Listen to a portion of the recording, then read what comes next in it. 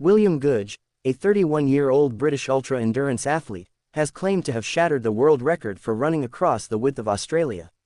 Beginning his monumental 3,800-kilometer journey on the 15th of April from the sands of Cottesloe Beach in Perth, Goodge concluded the feat at the iconic Bondi Beach on Monday afternoon, his father standing proudly by his side. For 35 relentless days, Goodge ran the equivalent of 2.5 marathons each day, around 100 kilometers daily.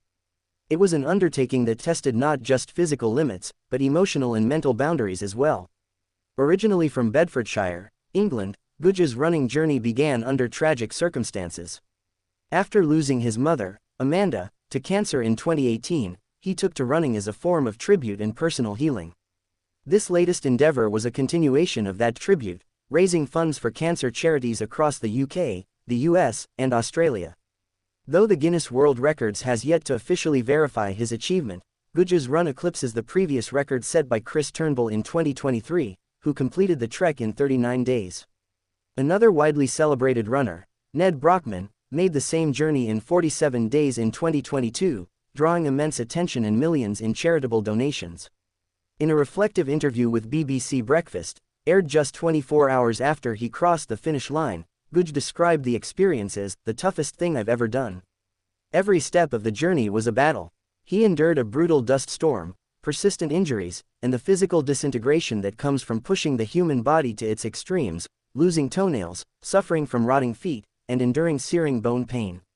The hallucinations he experienced were a testament to the suffering. Yet, despite all of this, he continued forward, driven by something deeper than record books or media acclaim. The first 9 days, he confessed, were particularly grueling. Each morning was a mental war. The moment he opened his eyes, the pain would remind him of the impossible task still ahead. And then came the Nullarbor Plain, one of Australia's most punishing landscapes. Stretching endlessly with no shade or reprieve, this harsh desert expanse broke the spirits of many before him. But Goodge persisted. He ran through barren stretches with little sign of life, except for the carcasses of animals that lay on the road, a haunting but frequent sight. Kangaroos, wombats, and birds all became part of the story etched into his mind, their silent presence marking the passage of time and distance. Yet through it all, he found peace. Surprisingly, "I'm feeling very comfortable now that the run is over," he told the BBC. The comfort, however, didn't come from a physical recovery, it came from the emotional closure and sense of purpose. After crossing the finish line, Goodge placed a bunch of flowers on Bondi's golden shore in memory of his mother. It was not just an ending, but a tribute. "She was the most special person in my life," he told Guardian Australia. "She would be proud of everything I've done, she'd also be concerned." That concern, though, was part of their bond. Amanda's resilience in the face of cancer remained a constant source of strength for him. "In the moments where it's tough, I think back to those times," he told the Sydney Morning Herald. "I think about the woman she was, and how she handled herself, and how she supported me. There were days when pain threatened to end the journey, when the mind began to falter and the body screamed for relief. But he remembered his mother. Her fight became his fight. And so he kept moving." Throughout the run, Goodge saw a vast canvas of Australia's geography, from dusty plains to shimmering coastlines, from red outback to ocean blue vistas. His feet traced a path that many only fly over or dream of. The landscape changed daily, but one thing remained constant: the forward motion. The emotional toll of such an endeavor is often overlooked, but Goodge was candid. He admitted to moments of doubt. There were nights when he collapsed, wondering if the next morning would be possible. There were hours when hallucinations took over. Time blurred, and reality seemed far away. But the goal, and his mother's memory, kept pulling him back. Not everyone has embraced his claim without skepticism. Some in the running community have raised questions about the tracking data, wondering how his speed and heart rate added up across such a daunting route. His agent responded, asserting that Goodge has documented every step and stands firmly by his record-keeping. Such scrutiny isn't new to the world of ultra-endurance. When someone pushes the envelope of human ability, questions are inevitable.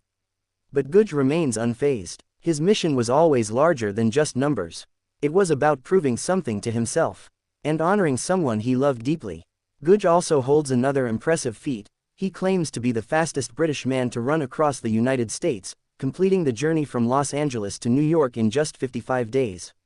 That experience, grueling in its own right, laid the groundwork for the Australian attempt. But even he admits, this one was on a different level. What sets Goodge apart is not just his stamina but his purpose.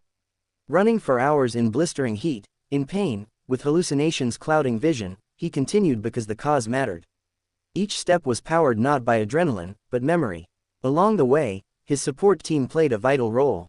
They tended to his injuries, kept him hydrated, and reminded him of the mission.